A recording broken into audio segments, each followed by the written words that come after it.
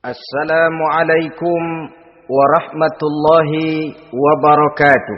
Waalaikumsalam warahmatullahi wabarakatuh.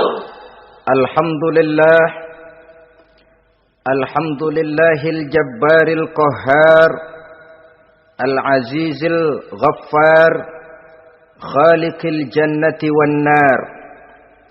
Wassalatu wassalamu ala sayyidina Muhammadinil Mukhtar wa ala alihi wa ashabihil adhar, amma ba'du.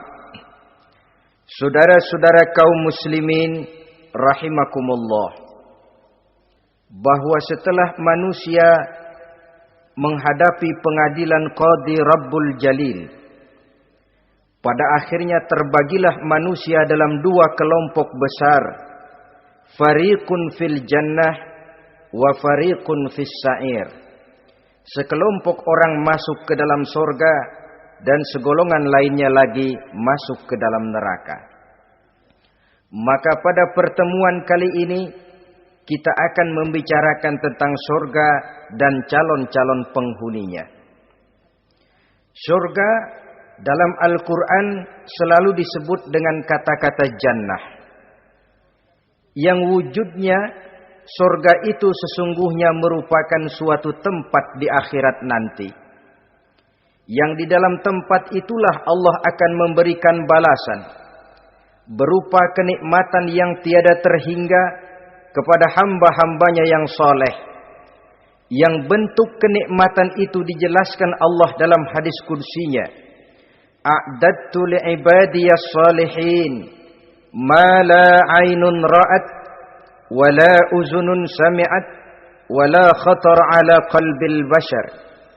Aku sediakan buat hamba-hambaku yang soleh satu kenikmatan yang belum pernah dilihat oleh mata, belum pernah terdengar oleh telinga, dan belum pernah terdetik dalam hati manusia tentang kenikmatan yang semacam itu. Jadi kalaupun dalam banyak ayat-ayat Al-Quran Allah menggambarkan tentang surga yang di bawahnya mengalir sungai-sungai, jangan disamakan dan dibandingkan dengan sungai yang ada di dunia ini. Kalau surga bercerita tentang pohon dengan segala buah-buahnya, jangan samakan dengan pohon dan segala buah-buahan yang ada di dunia ini. Kalau surga bercerita tentang istana, tentang tempat tidur, tentang permadani dan sebagainya, seluruhnya tidak sama dan tidak bisa disamakan atau dibayangkan dengan yang kita hadapi dalam kehidupan di dunia ini. Di sanalah manusia akan menemukan kehidupan yang hakiki, yang sebenar-benarnya, yang tidak akan pernah berubah untuk selama-lamanya. Adapun kehidupan di dunia ini, boleh saja kita katakan kehidupan yang kamuflase, fata morgana, atau dalam bahasa agama sering disebut dengan kehidupan khayali. Ia berubah, ia bertukar, ia berganti oleh pergeseran masa dan pertukaran waktu. Kita jadi orang kaya di dunia, bagaimanapun kayanya kita, kekayaan itu tidak lain adalah kekayaan khayali namanya. Hari ini dia kaya, besok dia boleh jatuh bangkrut. Tengoklah orang-orang kaya di dunia ini, yang tidak cuma sekedar memperkaya diri untuk dirinya sendiri saja, tapi kadang-kadang sudah mempersiapkan untuk anak-anaknya, untuk cucu-cucunya, untuk iparnya, untuk besannya, pendeknya untuk seluruh keluarganya. Tidak cukup harta cuma untuk 1, 2, 3 bahkan sampai 7 keturunan. Tidak cukup dengan uang miliaran malah triliunan. Tidak cukup dengan punya tanah yang luas malah gunung dibeli, laut dibeli, langit pun kalau dijual mau dibeli. Sudah melampaui batas yang dinamakan kewajaran, dihinggapi penyakit rakus bin serakah alias tamak, lalu menghalalkan segala macam cara untuk mencapai harta, padahal itu tidak lebih dari bayangan khayali. Harta yang banyak itu mampukah menolak penyakit yang hendak datang? Harta yang banyak itu mampukah menahan tumbuhnya uban selembar di atas rambutnya? Harta yang banyak itu Mampukah mencegah sebuah giginya yang hendak permisi? Dan pada akhirnya harta yang begitu banyak itu mampukah menolak kedatangan malaikat maut? Sama sekali ternyata tidak. Itulah kekayaan khayali namanya. Karena itu orang yang terbuka mata hatinya, dia tidak hanya mengejar kekayaan khayali ini, dia mengejar kekayaan hakiki yang terpendam di dalam kepribadian berupa al-akhlaqul karimah. Akhlak dan budi pekerti yang terpuji yang menghiasi jiwa dan kehidupannya. Ada sifat sabarnya, ada sifat syukurnya, ada sifat qanaahnya, dan segala macam akhlak yang terpuji. Itulah kekayaan jiwa yang tidak bisa dinilai dengan materi. Kita punya pangkat, jabatan, kedudukan tinggi, pangkat apapun di dunia ini sesungguhnya tidak lebih dari pangkat khayali. Buktinya bahwa dia pangkat khayali, pangkat di dunia ini selalu ada bekasnya. Saudara kenal ada bekas camat, ada? Ada bekas lurah, ada bekas gubernur, ada bekas menteri, ada bekas presiden. Hari ini dia lurah, besok bekas lurah. Hari ini dia camat, besok bekas camat. Hari ini dia menteri, besok bekas menteri. Pangkat khayali. Maka Quran menganjurkan jangan pangkat khayali yang kita kejar mati-matian.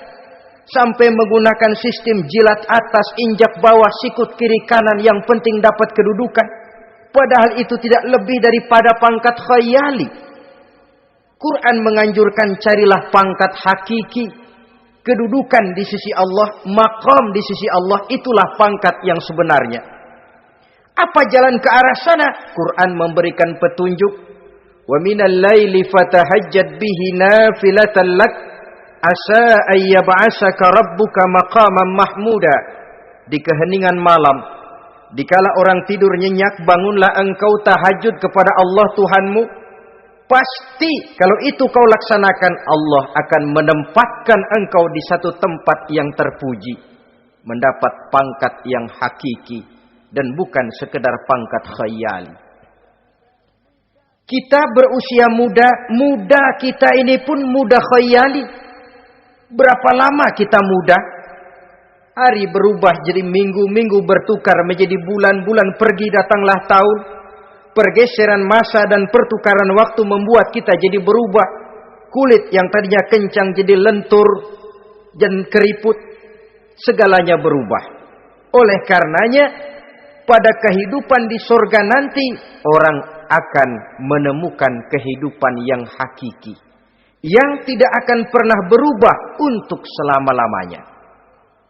Nah, kita akan mulai dengan menjelaskan bagaimana sebenarnya keadaan surga itu. Pertama, luasnya. Berapa sih luasnya surga? Dengan logika, sekarang ini dunia dihadapi dengan kekhawatiran terhadap peledakan penduduk yang nyaris tidak terkendali. 5 miliar lebih jumlah manusia yang nongkrong di permukaan bumi. Tapi sesungguhnya planet bumi yang kita tinggali ini cuma satu planet kecil dari 9 buah planet yang berada dalam sistem tata surya matahari yang lazimnya kita namakan galaksi. Selain tata surya matahari yang namanya galaksi itu, masih terdapat lagi galaksi-galaksi lain yang dengan sendirinya juga dikitari oleh planet-planet lain. Dan bumi kita yang kita tinggali ini, yang dihuni oleh tidak kurang 5 miliar manusia, hakikatnya cuma setitik debu di tengah angkasa alam yang luas ini.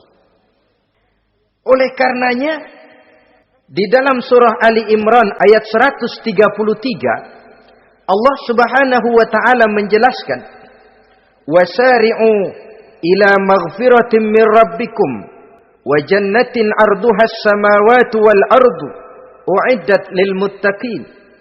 Bersegeralah kamu menuju ampunan Allah dan surga yang luasnya seluas langit dan bumi. Seluas langit dan bumi. Sedangkan langit oleh mata telanjang ini kan tidak pernah kelihatan. Yang nampak oleh kita biru di atas, itu cuma batas titik pandangan manusia yang terjauh. Dan konon itu adalah refleksi sinar matahari yang menyentuh air laut, melahirkan warna biru. Sedangkan hakikat langit itu sendiri sampai hari ini belum terjangkau oleh kemajuan ilmu pengetahuan. Sejauh-jauhnya manusia pergi baru ke bulan. Mungkin dalam beberapa tahun mendatang dia akan pergi ke planet-planet Mars dan planet-planet lainnya. Tapi itu masih terbatas dalam sistem tata surya matahari atau galaksi kita ini. Belum lagi sampai kepada langit yang pertama. Surga yang disediakan untuk orang-orang saleh ini luasnya seluas 7 lapis langit dan bumi. Jadi saudara tidak usah berpikir khawatir di surga nanti kehabisan kapling.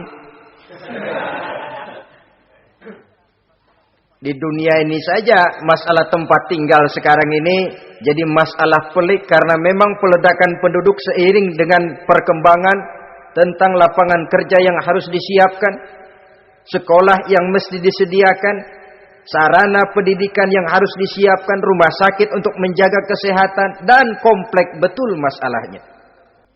Tetapi di surga nanti arduhas samawati wal ard, luasnya seluas 7 lapis langit dan bumi.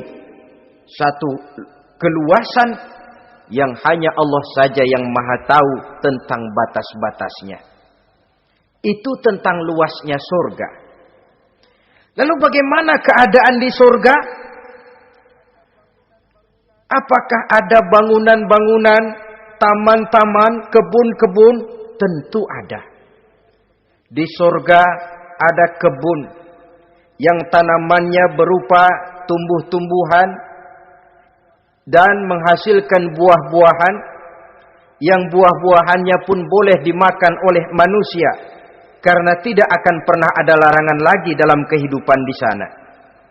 Dalam surah Ar-Rahman ayat 54 misalnya kita dapati penjelasan dari Allah Subhanahu wa taala, "Wajanal jannataini dan."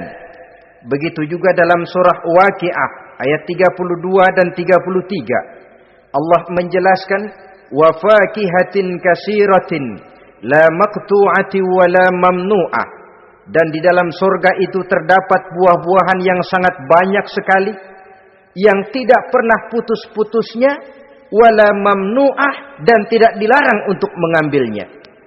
Yang dimaksud la maqtu'ah, tidak terputus, artinya buah-buahan di surga itu begitu kita petik keluar lagi gantinya. Dipetik lagi, keluar lagi gantinya. La maqtu'ah, tidak pernah putus. Lainkan pohon di dunia ini. Ini hari kita petik, keluar lagi kapan? Musim tahun depan. Nungguin kita. La maqtu'ah, tidak pernah terputus buah-buahan itu. Wala mamnu'ah, dan tidak terlarang untuk memetiknya. Adakah pohon pisang? Pohon pisang ada. Anggur? Anggur banyak. Delima pun ada. Tetapi sekali lagi, bagaimanapun hakikat buah di surga cuma sama dalam nama tapi lain dalam wujudnya. Nanti saudara pikir, di surga pisang, di sini juga banyak kalau cuma pisang mah. Di surga anggur, di pasar banyak anggur. Ini cuma nama yang sama, hakikatnya tentu berbeda. Sebab kalau hakikatnya juga sama, ya nggak usah sampai ke akhirat, di sini pun cukup. Adanya nama-nama ini cuma untuk memberikan gambaran tentang buah-buah yang ranum, yang nikmat, yang lezat, dan yang digemari oleh manusia. Dan jangan heran, kalau di dunia ini biasanya pohon itu akarnya di bawah, buahnya yang di atas, maka di surga nanti terbalik pohon itu. Akarnya yang di atas, buahnya yang ke bawah. Sehingga orang nggak perlu tangga dan ngambil buah, tinggal metik saja, nggak perlu naik, nggak perlu manjat, nggak perlu bersusah payah. Saudara-saudara kaum muslimin rahimakumullah. Kemudian bangunannya bagaimana? Surga itu pun bertingkat.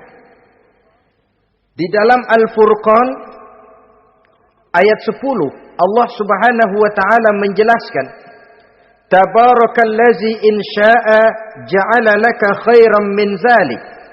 Jannatun tajri min tahtihal anhar wa yaj'al laka kusura.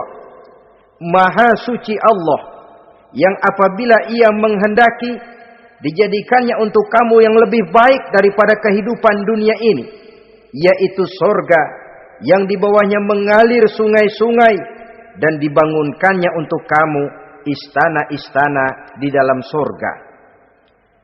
Jadi bangunan di sorga pun berbeda sesuai dengan amalan orang yang masuk ke dalamnya. Seperti halnya perumahan di dunia ini, ada yang masuk kelas pondok indah, ada juga yang masuk kelas pondok pindah. Itu kan tidak sama itu. Ada pondok indah, ada pondok pindah. Sudah pondok pindah lagi. Kenapa bisa berbeda begitu? Ya tergantung kekuatan ekonominya. Makin tinggi nilai kekuatan ekonominya, makin mampu dia mendirikan istana di dunia. Tapi di surga nanti, yang bikin mampu bukan ekonomi. Yang bikin mampu adalah amalan pada waktu hidup di dunia. Makin banyak amalnya, dengan sendirinya makin baguslah istananya di surga.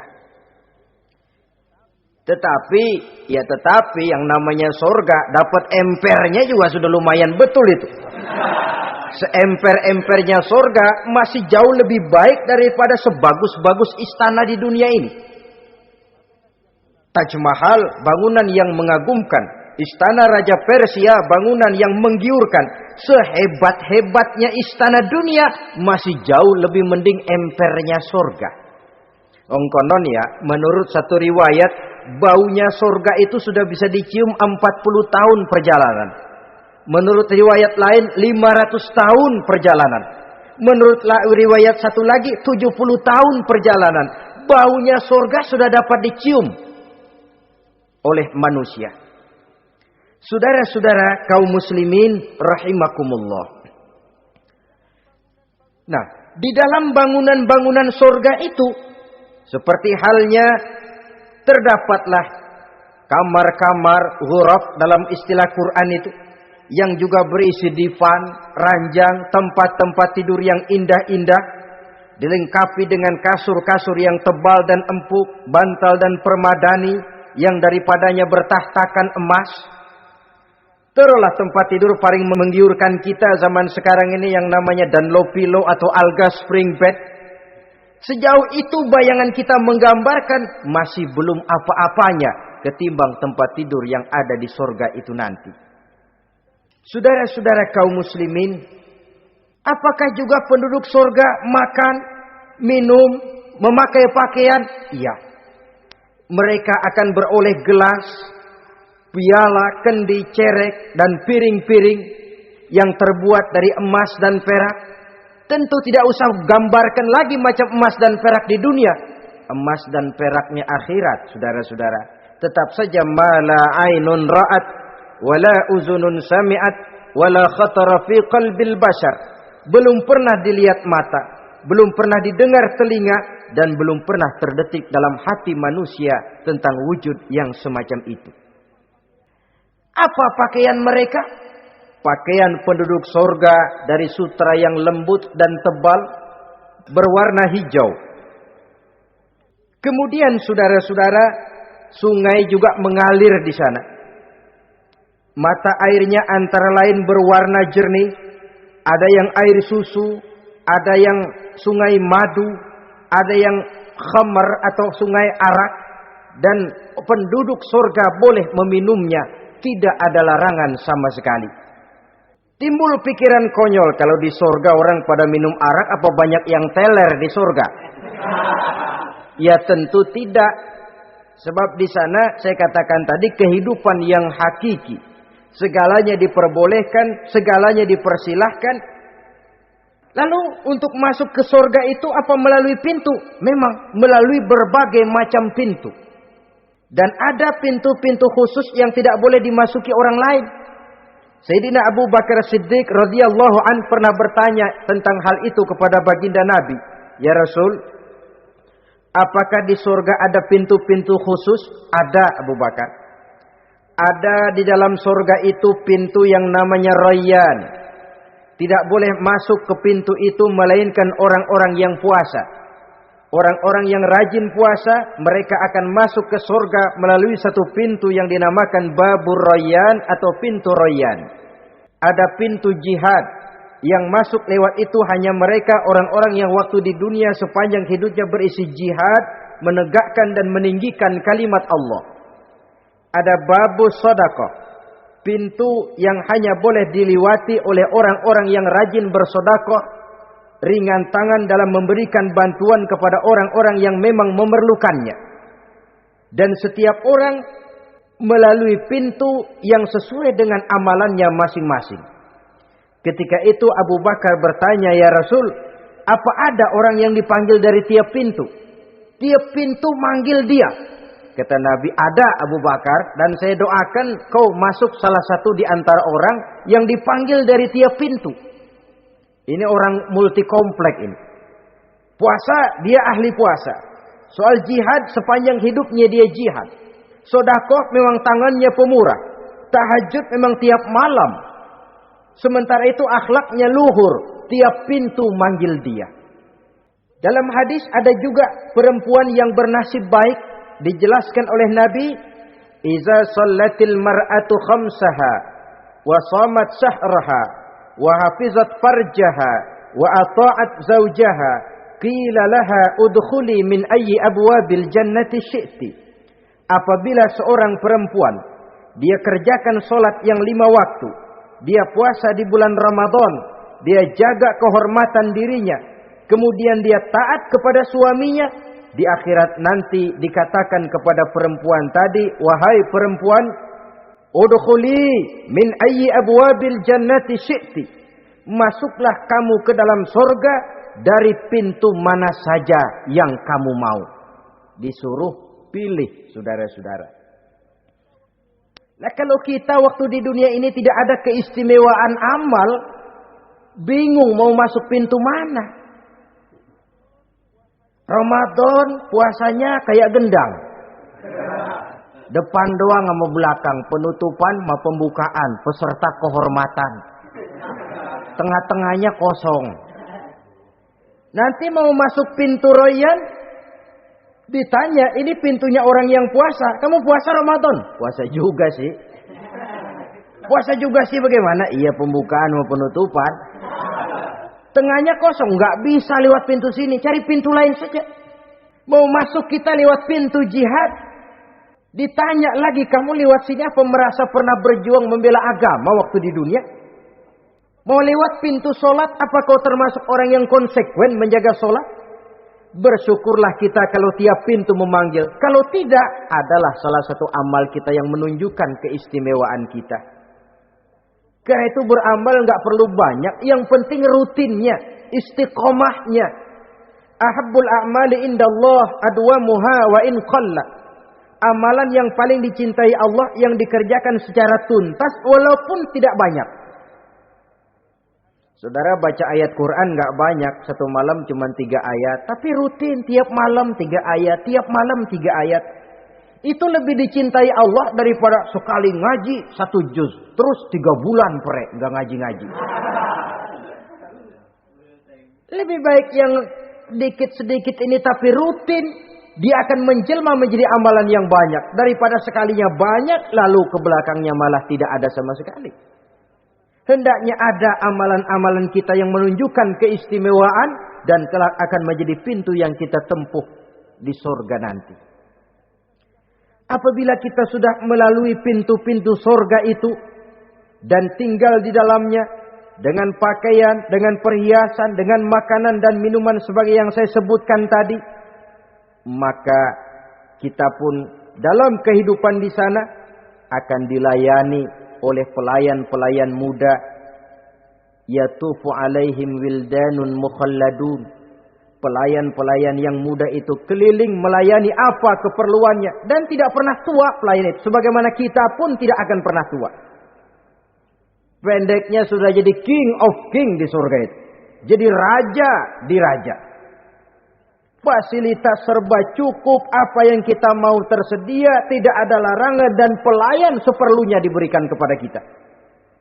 Nah, bagaimana keadaan penduduk surga? Dari Imam Turmuzi dijelaskan satu hadis, berkata Hasan al-Basri, ahlul jannati kulluhum abna'u salasa wa salasin sanah. Mereka rata-rata orang-orang muda penduduk surga itu. Umurnya tidak lebih 33. Ya, muda-mudanya, cakep-cakepnya, ganteng-gantengnya. Pantas kalau satu hari ada perempuan tua menghadap Rasul. Ya Rasul, saya ahli ibadah. Saya beriman kepada Allah. Saya cinta kepada Islam. Apakah saya akan masuk surga ya Rasul? Nabi senyum. Enggak bu, nenek-nenek enggak masuk surga. Itu perempuan nangis sejadi-jadinya. Ya Rasul, kalau gitu sia-sia tahajud saya, sia-sia puasa saya, sia-sia segala macam ibadah saya.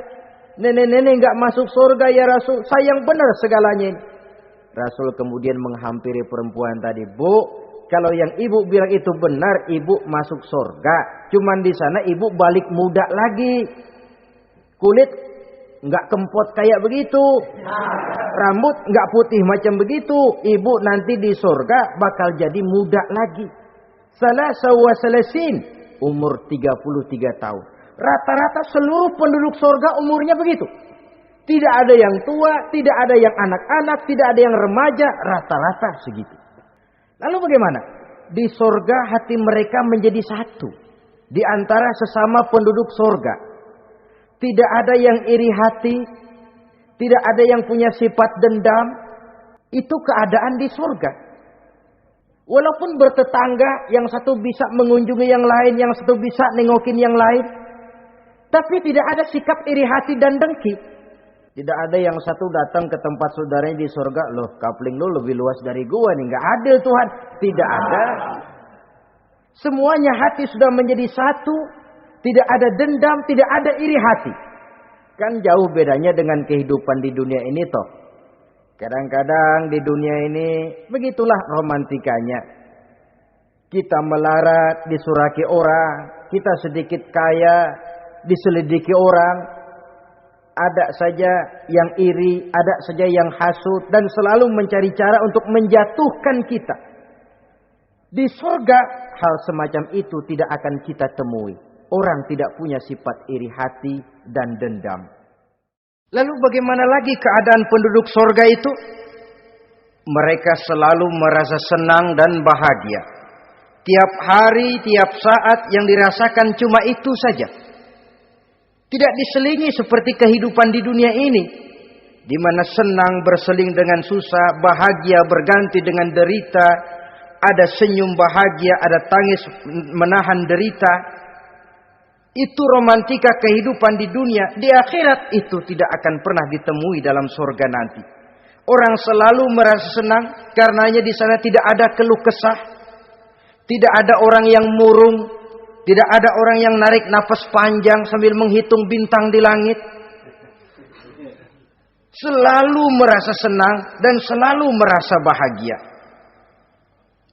Lalu bagaimana kondisi fisik mereka? Di surga tidak ada orang yang cacat. Baik ia cacat rohani ataupun cacat jasmani. Seperti yang kita temui di dunia ini, ada saja cacatnya. Kadang-kadang jasmani sehat, rohaninya sakit. Kadang-kadang rohaninya bagus, jasmaninya cacat. Di surga, orang sempurna, komplit, cukup. Tidak ada yang cacat rohani ataupun yang cacat jasmani. Kalau dalam kehidupan di dunia ini mereka cacat, bagaimana? Mereka akan utuh dan sempurna apabila masuk ke dalam surga. Dan di surga, sungguh pun mereka makan, sungguh pun mereka minum, mereka tidak akan pernah buang air. Baik air besar maupun air kecil. Sebab kalau makan dan minum di surga harus buang air, tentu malaikat harus menyediakan WC. Dan kalau surga sudah ada WC, tentu tinja yang repot. Saudara-saudara kaum muslimin, tidak buang air, juga tidak buang angin. Dan tidak sakit, tidak terkena penyakit. Penyakit apapun namanya, sudah di surga itu daerah bebas penyakit. Jadi barangkali kalau keluar ke halaman surga nggak pakai baju masuk angin, tidak. Sebab di sana repot nyari duit kerokan. Segalanya sempurna, segalanya cukup. Lalu bagaimana kalau tiap saat mereka makan, tiap saat mereka minum tapi tidak buang air? Konon keringat yang keluar dari mereka, tubuh mereka. Dan keringat yang keluar itu mengandung bau kasturi yang amat sangat harum baunya.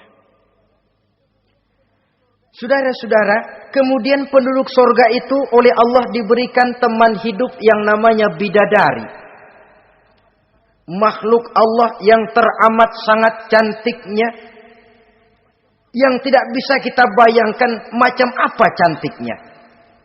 Barangkali kalau kita menonton film, kita kagum dengan bintang-bintang film kenamaan yang cantiknya selangit.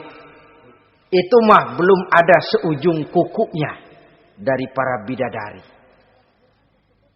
Mereka dalam Quran disebut azwajun mutahharah, istri yang disucikan. Apa pengertian suci di sini?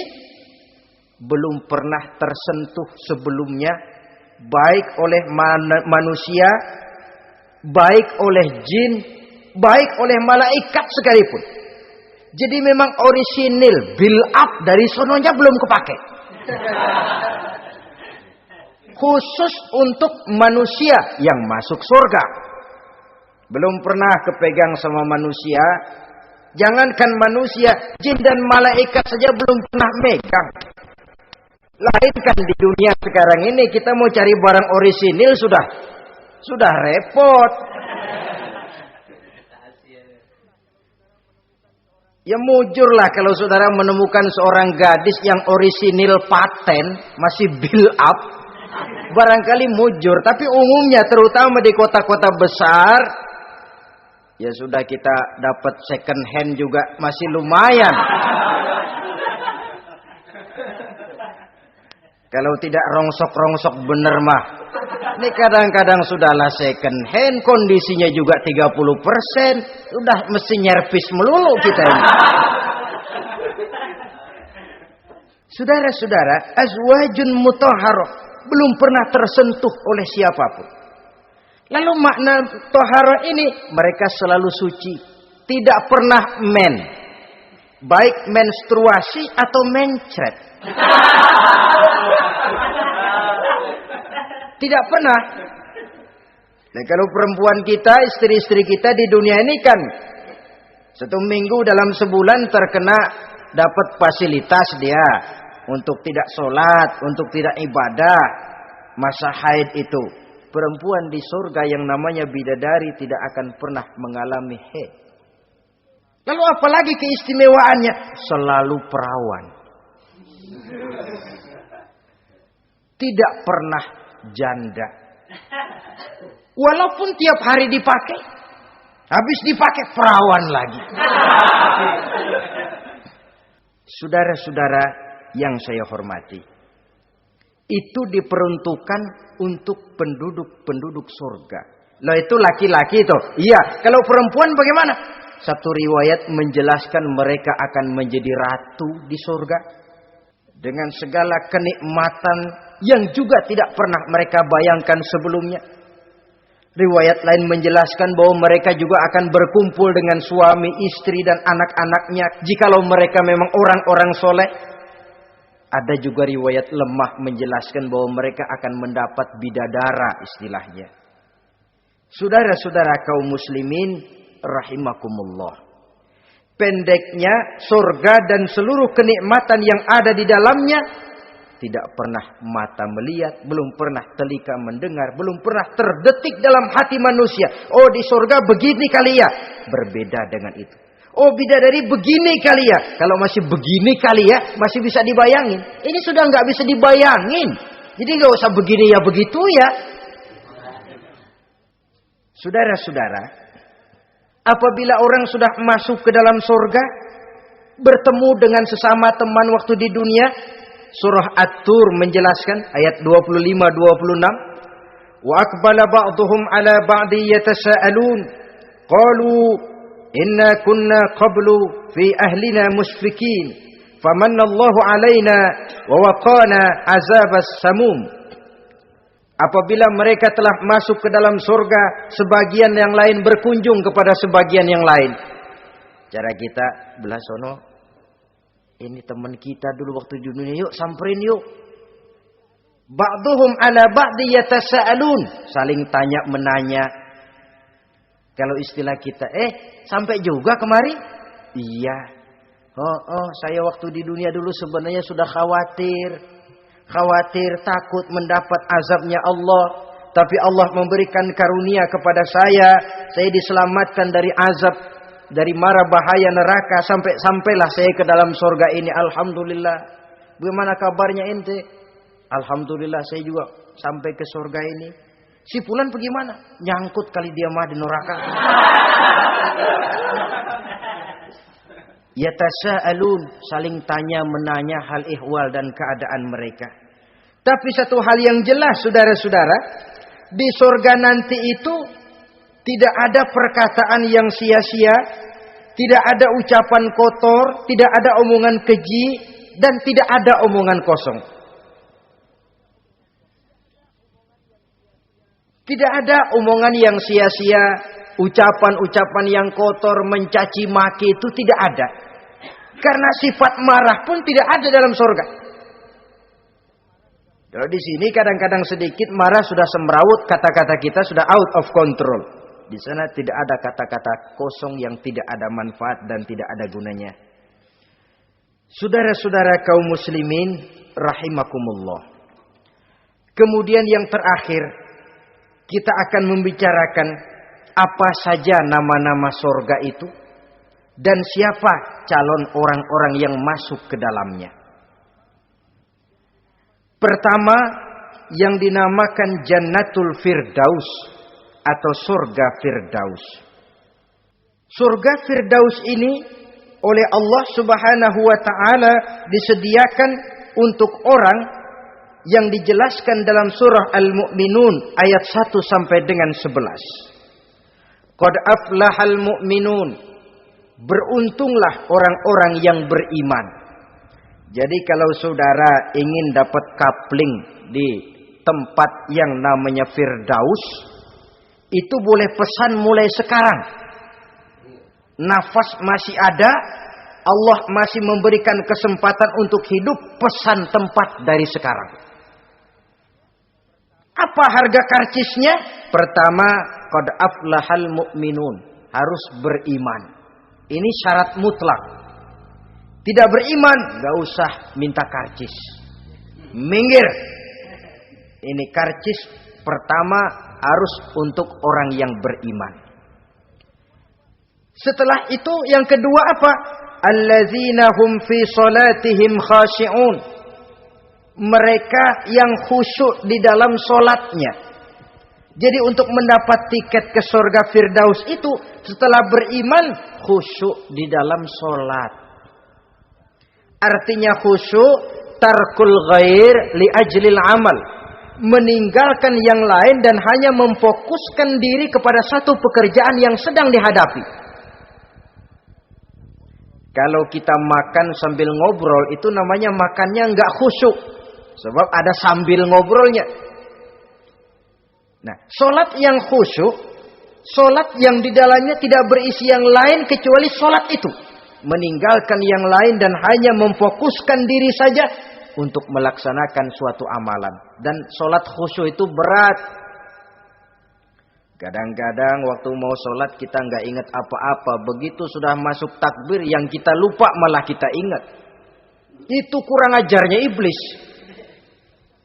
Mau sholat nyari dompet nggak ketemu begitu takbir. Aduh, dompet di atas meja. Ini kalau Kalau sembahyang lama-lama digerataki orang nanti nih. Mulai kocar-kacir sholat kita. Makanya kata Imam Nawawi, sudah dinamakan khusyuk untuk tingkatan orang awam. Kalau pada waktu takbir dia ingat Allah. Segitu aja dulu dah tingkatan orang awam itu. Sebab yang namanya khusyuk itu hudurul qalbi wa sukunul jawarih. Hatinya ikut sholat, anggota badannya tenang tentram di waktu sholat. Khusyuk. Kalau waktu sholat garuk sono, garuk sini, kaki ketekas, ketekus. Itu sudah anggota badannya nggak khusyuk. Atau anggota badannya tenang, tentram, nggak gerak-gerak. Cuma hatinya ngayab kemana-mana. Badannya di musola, hatinya di pasar. Itu juga nggak khusyuk. Dan itu berat. Karena itu, ini syarat kedua untuk mendapat tiket ke Firdaus. Imam Ali saja pernah dites oleh Rasul. Ya Ali, saya ya Rasul, kalau kau bisa sembahyang khusyuk, aku boleh kasih kau serban. Kamu boleh pilih yang hijau apa yang putih nanti. Baik ya Rasul, sembahyang beliau 2 rakaat. Selesai salam ditanya, yang mana sorbannya Li? Kata Imam Ali, yang hijau ya Rasul. Belum nengok, udah yang hijau ya Rasul. Kata Nabi, kalau begitu ente nggak khusyuk Li. Kenapa? Mungkin tadi waktu sujud mikirin, ntar kalau gua ditawarin milih yang hijau aja dah. Belum nengok sudah menjawab. Saudara-saudara, yang ketiga, wallazina hum 'anil lagwi mu'ridun. Orang-orang yang menghindarkan diri dari ucapan dan perbuatan yang sia-sia, yang tidak ada gunanya. Ini tiket yang syarat yang ketiga untuk mendapat tiket ke Firdaus itu menghindarkan diri baik dari ucapan ataupun perbuatan yang sia-sia, yang tidak ada nilainya baik dalam pandangan manusia, lebih-lebih lagi dalam pandangan Allah. Yang keempat, wallazina hum lizzakati fa'ilun. Mereka yang aktif membayar zakat. Kemudian yang kelima, wallazina hum lifurujihim hafizun illa ala azwajihim aw ma malakat aymanuhum fa innahum ghairu malumin. Orang-orang yang memelihara kehormatan dirinya kecuali kepada istrinya atau kepada budak sahayanya. Pandai mengendalikan nafsu, tidak terperosok memperturutkan syahwatnya. Yang keenam, wallazina hum li amanatihim wa ahdihim raun. Orang yang pandai menjaga amanah dan pandai menepati janji. Saudara-saudara, kalau janji ditepati, sebab janji adalah hutang. Yang ketujuh, wallazina hum ala sholawatihim yuhafizun. Mereka juga selalu memelihara, tidak cuma sekedar khusyuk, tapi memelihara solat dengan baik. Ayat ke-11 dari Al-Mu'minun ini ditutup oleh Allah dengan jelas, ulaika humul warisun allazina yarisunal firdausa hum fiha khalidun. Mereka itulah para ahli waris yang akan menerima warisan berupa surga Firdaus dan mereka kekal di dalamnya. Kalau tadi sudah kita tangkap bahwa begitu besar kenikmatan yang ada di dalam surga, ternyata barang yang mahal memang tidak mudah untuk didapat. Saudara-saudara, inilah surga Firdaus. Adapun yang kedua, nama surga itu disebut dalam Quran Jannatu Adnin. Surga Aden. Untuk siapa mereka? Dalam surah Ar-Ra'd ayat 22 dan 23 Allah menjelaskan, wallazina sabaru ibtigha'a wajhi rabbihim wa aqamus shalah wa anfaqu mimma razaqnahum sirran wa alaniyah wa yadra'una bil hasanati sayyi'ata ulaika lahum uqbad dar jannatu adnin yadkhulunaha. Dan orang-orang yang sabar, wallazina sabaru, orang-orang yang sabar. Sabar dalam apa? Ibtigha'a wajhi rabbihim, dalam menuntut keridhaan Allah. Sabar dalam mencari keridhaan Allah. Sujud mencari keridhaan Allah, sabar. puasa mencari keridhaan Allah, sabar. Melaksanakan segala macam ibadah untuk mencari keridhaan Allah, sabar. Ini syarat untuk mendapat tiket ke surga Aden nanti. Jannatu Adnin. Sabar dalam mencari ridho Allah. Apalagi di zaman sekarang katanya persaingan hidup makin tajam, lapangan kerja makin sulit, mental hipokrit makin merajalela, golongan munafik alias bunglon ada di mana-mana. Kalau nemplok di daun kuning warnanya kuning, hinggap di daun hijau dia jadi hijau, nempel di dahan coklat jadi coklat. Menjilat ke sana kemari. Bukan untuk mendapat ridho Allah kadang, tapi untuk mendapat ridho atasannya, mendapat restu atasannya. Ini kan realita dalam kehidupan. Saudara-saudara, mencari muka. Padahal seorang muslim ibtigha'a wajhi rabbihim, sabar dalam mencari ridho Allah. Lalu wa aqamus shalah, mereka mendirikan salat. Di sini hanya pengertian umum, mendirikan salat. Kalau dalam Firdaus tadi ditegaskan tidak cuma sekedar mendirikan tapi juga khusyuk dan memelihara. Ini mendirikan, saudara-saudara. Maaf, ada orang yang mengerjakan sholat, ada orang yang mendirikan sholat. Apa bedanya itu? Kalau mengerjakan sholat cuma sekedar gugur kewajiban. Pokoknya gugur kewajiban beres. Kadang-kadang pulang sembahyang Jumat nyabet sendal. Enggak sembahyang dia, sembahyang. Kok nyolong sendal pulangnya? Itu baru ngerjain sholat, belum mendirikan sholat.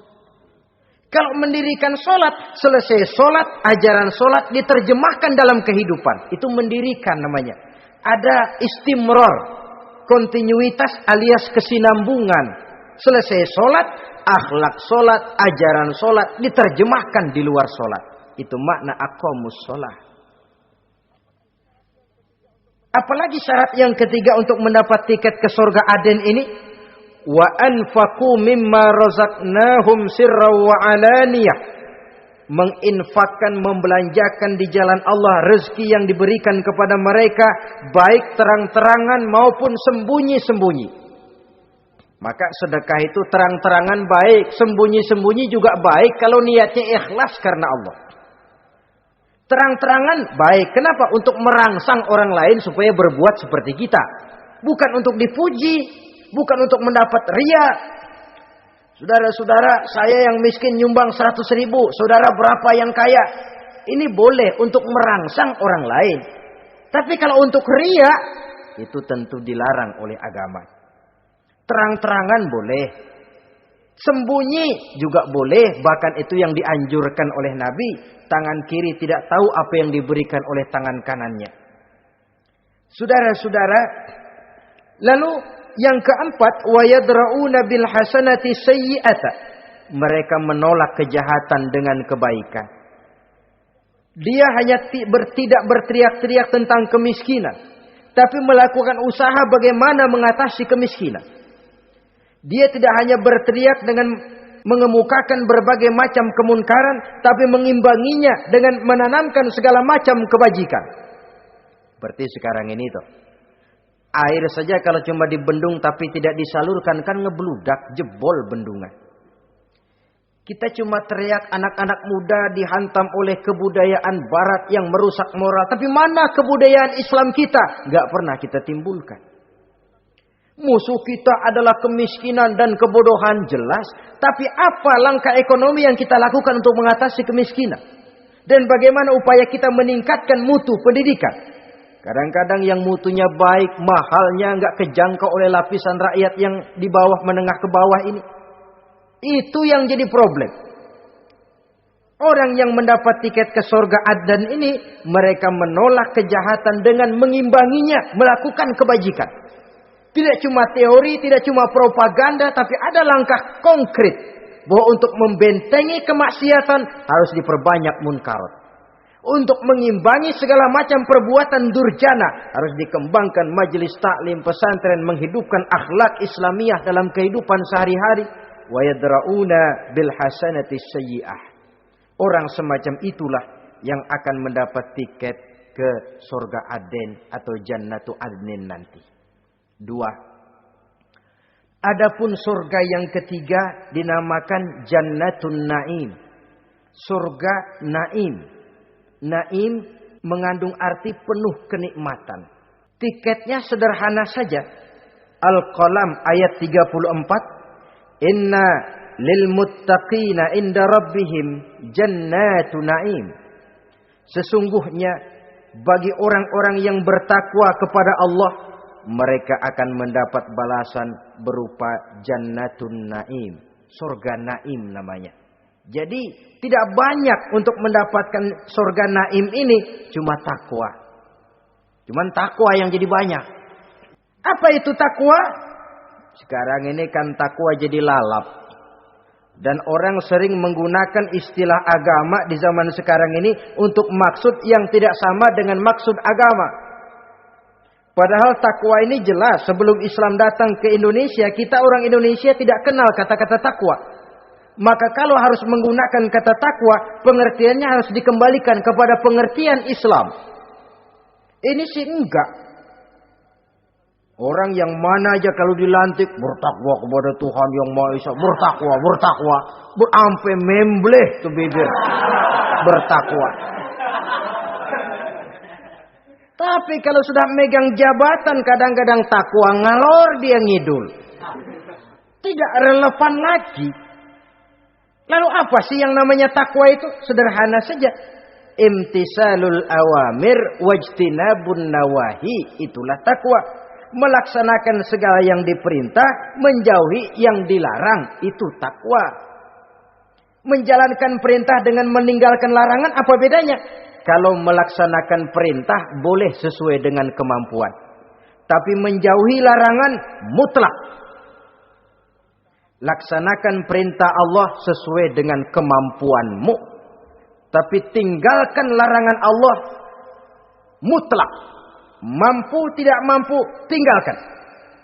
Enak kalau ada perintah, jauhi larangan Allah semampu kamu. Ya enak, tinggal kita milih.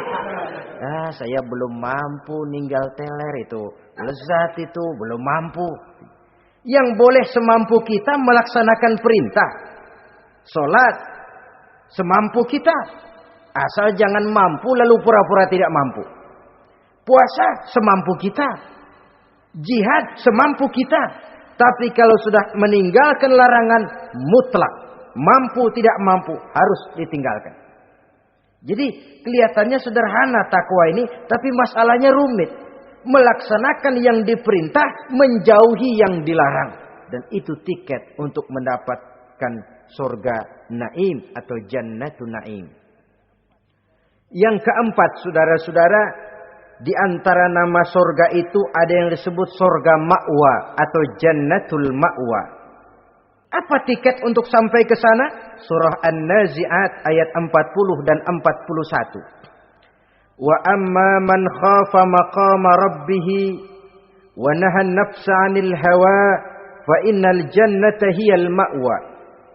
Sesungguhnya orang-orang yang takut kepada larangan Tuhannya, wa nahan nafsa 'anil hawa, dan sanggup mengendalikan nafsu, sanggup mengendalikan diri dari memperturutkan hawa nafsu, fa innal jannata hiyal ma'wa, surga ma'walah tempat tinggalnya nanti. Jadi tiket ke jannatul ma'wa ini pertama, khafa maqama rabbih, takut kepada batas-batas yang telah ditentukan oleh Tuhannya. Ini batasnya, kamu jangan nyebrang ke sini. Ini batas yang halal, ini yang haram, ini yang hak, ini yang batil, ini yang ma'ruf, ini yang munkar. Orang yang ingin mendapat tiket ke ma'wa, dia takut batas-batas itu. Lalu sanggup mengendalikan diri, tidak sampai memperturutkan hawa nafsunya. Itu tiket ke surga ma'wa. Yang kelima dinamakan surga Darussalam atau Jannah Darussalam. Dijelaskan dalam Al-An'am ayat 126 dan 127. Wa hadza siratu rabbika mustaqima wa qad fassalna al-ayati liqaumin yatadhakkarun lahum darussalam inda rabbihim wa huwa waliyuhum bima kanu ya'malun. Inilah jalan Tuhanmu yang lurus.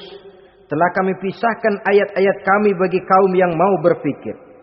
Jadi kelihatan di sini untuk mendapat tiket ke Darussalam, istiqomah mengikuti jalan lurus. Istiqomah berpegang kepada Islam dan pandai membedakan apa yang memang oleh Allah sudah dibedakan. Antara yang hak dan batil, antara yang benar dan salah, dan selalu ingat kepada ayat-ayat Allah. Itu surga Darussalam. Yang keenam dinamakan Darul Muqamah. Siapa penghuninya? Surah Fatir ayat 34-35. Wa qalu alhamdulillahillazi azhaba 'annal hazan. Inna rabbana laghafurun syakur. Allazi ahallana darul muqamah min fadlihi. La yamassuna fiha nasabun. Wa la yamassuna fiha lughub. Yaitu orang-orang yang senantiasa bertahmid, memuji kebesaran Allah Subhanahu wa taala. Mereka akan mendapatkan Darul Muqamah. Yang ketujuh dinamakan surga Maqamul Amin.